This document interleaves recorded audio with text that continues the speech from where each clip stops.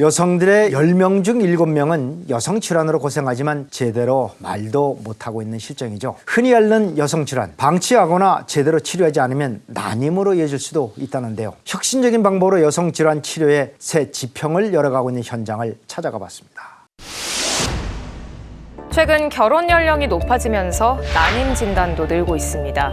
특히 남성 난임 환자도 늘고 있는 추세인데 특히 주의해야 할 질환이 있다는데요. 대부분의 이제 50% 이상이 무증상이거든요. 나팔관이라든지 내막염이 염증이 되면 사실 수정 착상이 안 되니까 임신하기 어렵거든요. 그래서 결국은 자기도 모르는 사이에 난임이 돼버리는 경우가 많잖아요. 이곳엔 다양한 여성 질환으로 내원하는 환자들이 많지만 특히 여성들을 괴롭히는 고질적인 질환이 있다고 합니다. 저희는 20대부터 70대 여성분들이 주로 오고요. 그 부분의 50% 이상은 질염 환자분들이시고요. 세상에 50%가 질염 환자라고요? 질염이란 질내 점막의 면역 체계가 무너지면서 각종 균과 곰팡이, 바이러스가 질 내부에 증식돼 생기는 염증 질환인데요. 질 안에는 그 젖산균이라든지 좋은 균은 그대로 두고 나쁜 균만 죽이는 그 치료를 할 예정입니다. 나중에 이제 마무리할 때 저희가 질 안에다가 그 질내 유산균을 또 뿌려서 면역력을 좀 강화시켜 줄 거예요. 이 환자분 역시 오랫동안 질염으로 고생하다 병원에 오게 됐다는데요. 이렇게 흔한 질환인데 질염이 그토록 위험한 질환인가요? 가임기 여성인데 질염 치료를 안 하고 방치하게 될 경우 만성 질염으로 진행이 되면서 자궁 내막염, 난관염 등의 이제 염증이 심해지면 결국은 수정, 착상이 안 되기 때문에 임신이 상당히 어려워지죠. 임신이 어렵게 되더라도 임신 중에 유산이 된다든지 조산이 생기기 때문에 굉장히 위험한 상황에 빠질 수 있고, 그리고 분만 후에도 골반염, 자궁 내막염 등으로 굉장히 고생을 많이 하기 때문에 매우 위험한 질환입니다. 우리에게 생소하기만 한 플라스마를 질염 치료에 이용한다는 게 신기하기만 한데요. 플라스마 활성수를 이용한 치료 과정은 어떻게 되나요?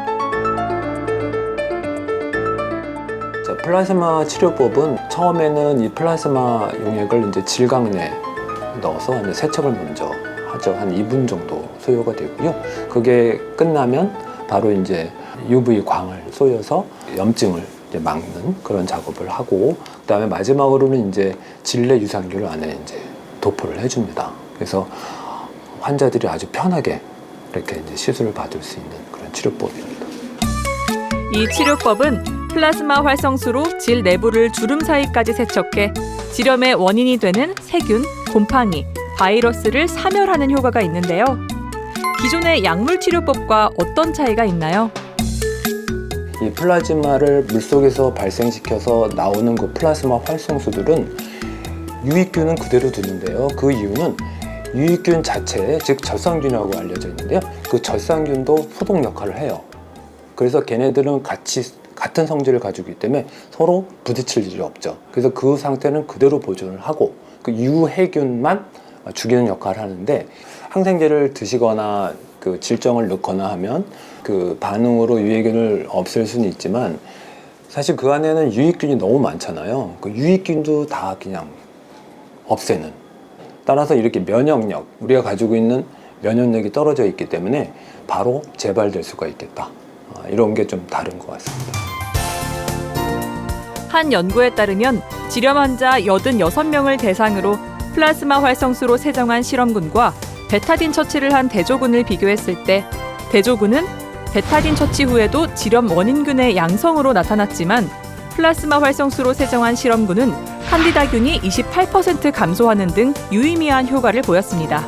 사실 질염은 여성이라면 보통 누구나 한 번쯤 이렇게 경험할 수 있는 그런 질환이잖아요. 그렇기 때문에 사실 좀 쉽게 생각을 하죠. 질염이 진행이 되면 결국은 난임, 불임이 생겨서 결국은 사회적 손실, 경제적 손실 등이 동반될 수 있고 국가 경쟁력마저 떨어뜨릴 수 있지 않습니까? 따라서 증상이 조금이라도 이상이 있으면 방문하셔서 치료를 적극적으로 해주시길 권합니다. 저출생 문제는 아이를 낳고 싶어도 낳지 못하는 난임 문제를 해결하는 것이 무엇보다 중요합니다. 그러기 위해선 가장 먼저 내 몸이 보내는 작은 신호에도 귀를 기울이는 것. 여성들의 건강을 위협하고 난임의 원인이 되는 다양한 질병에 관심을 가지며 지원과 투자를 아끼지 않는 것. 이것이 앞으로 더 밝은 미래를 만들어가는 첫걸음이 아닐까요?